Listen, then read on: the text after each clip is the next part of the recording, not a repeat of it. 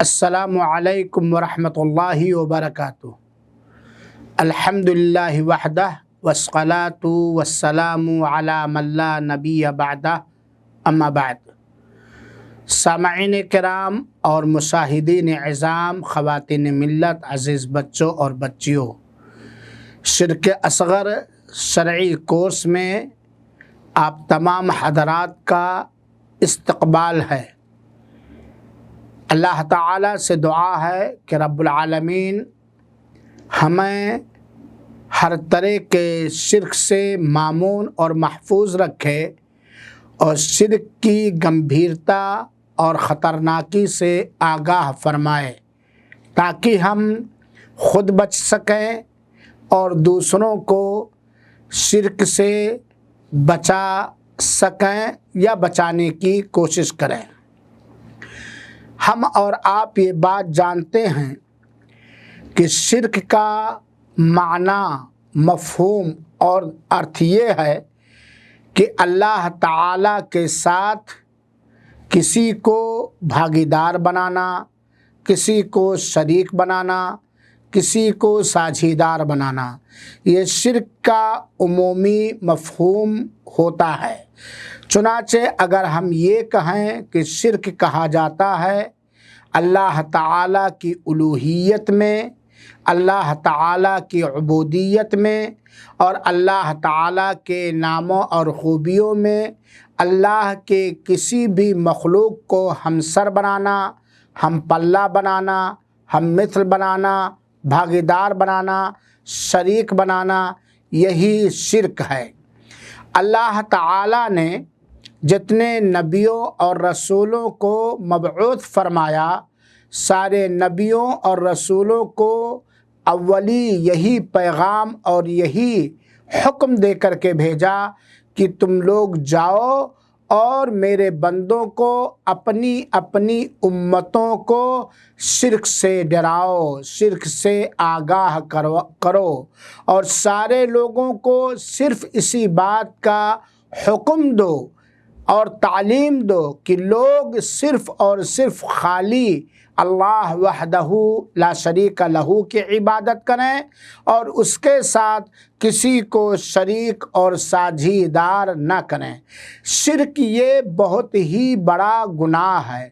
سب سے خطرناک، قبیح اور بدبودار چیز شرک ہے، اور حقیقت میں دنیاوی امور میں بھی ہم اور آپ یہ بات محسوس کرتے ہیں کہ کوئی آدمی کسی دوسرے کو ایسے ہی کام میں پارٹنر، بھاگیدار، حصے دار، شریک اور ساجھیدار بناتا ہے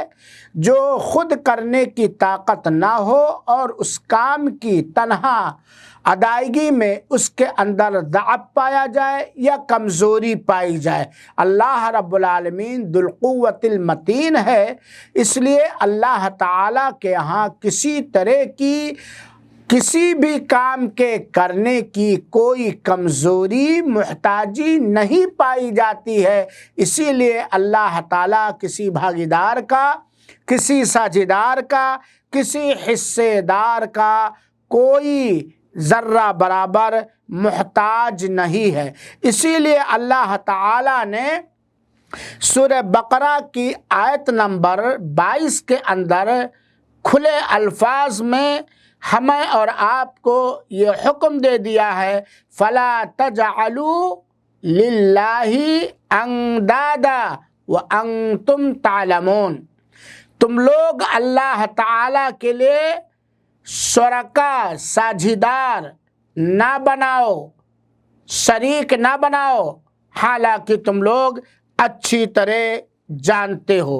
تو شرک یہ سب سے بڑا گناہ ہے، سب سے خطرناک گناہ ہے۔ اسی لیے اللہ تعالیٰ نے قرآن مجید کے اندر شرک کرنے والوں سے براءت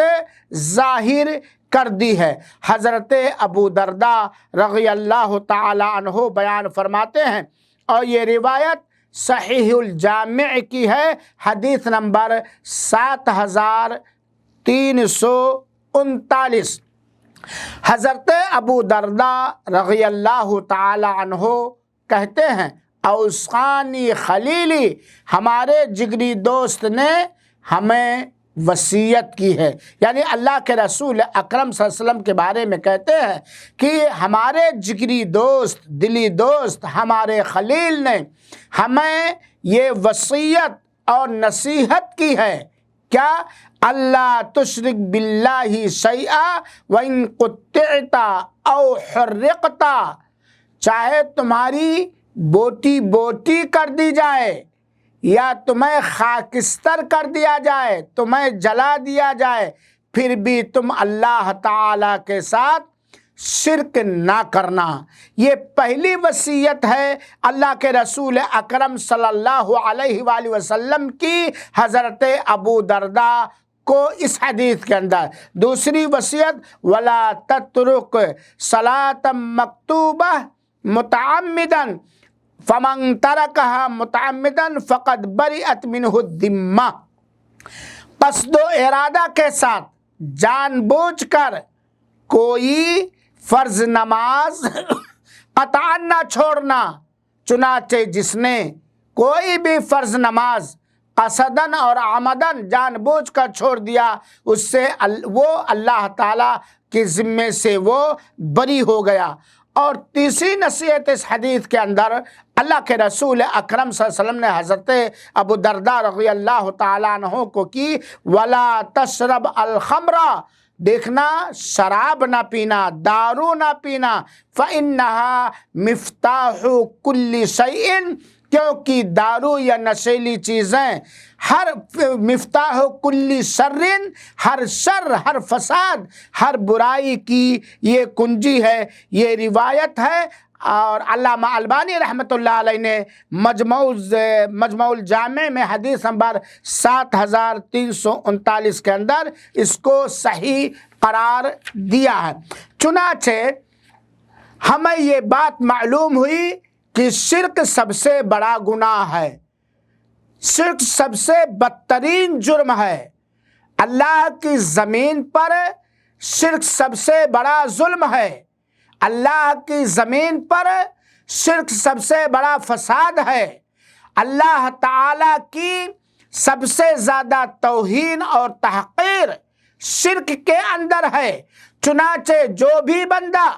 اللہ تعالیٰ کے ساتھ شرک کرتا ہے وہ اللہ کی غیرت کی چادر کو پھاڑتا ہے، وہ اللہ کی غیرت کو للکارتا ہے، چاہے وہ اللہ کی ربوبیت میں شرک ہو، چاہے وہ اللہ کی الوہیت میں شرک ہو، اور چاہے وہ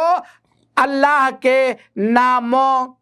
صفتوں میں شرک ہو۔ چنانچہ شرک سب سے قبیح اور سب سے عظیم ترین گناہ ہے، کیونکہ قرآنی بہت ساری آیتیں اور اللہ کے رسول اکرم صلی اللہ علیہ وسلم سے وارد بہت ساری حدیثیں اسی بات پر دلالت کرتی ہیں کہ شرک سب سے بدترین جرم ہے، ساری نیکیوں کو خاکستر کر دینے والا جرم ہے، ہمیشہ ہمیں جہنم میں داخل کر دینے والا جرم ہے۔ چنانچہ ہمیں اور آپ کو چاہیے کہ شرک کی خطرناکی کو، شرک کے گمبھیرتا کو، دنیاوی و اخروی شرک کے نقصانات کو اچھی طرح سمجھیں، خود شرک سے توبہ کریں اور شرک سے بچیں، دوسروں کو بھی شرک سے بچانے کی کوشش کریں، اور ہمیشہ اللہ تعالیٰ سے یہ فریاد کرتے رہیں کہ اے اللہ تعالیٰ تو مجھے شرک سے بچا، ہم جان بوجھ کر بھی تیرے ساتھ شرک نہ کریں اور انجانے میں بھی تیرے ساتھ شرک نہ کریں۔ اللہ ہمیں شرک سے بچائے اور مشرکوں سے بچائے، آمین۔ والسلام علیکم ورحمۃ اللہ وبرکاتہ۔